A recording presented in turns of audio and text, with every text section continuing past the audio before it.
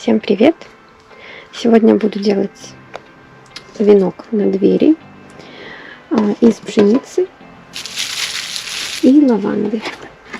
Сейчас самый разгар лета.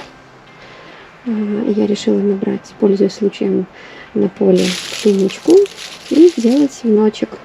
Давайте посмотрим, что из этого выйдет.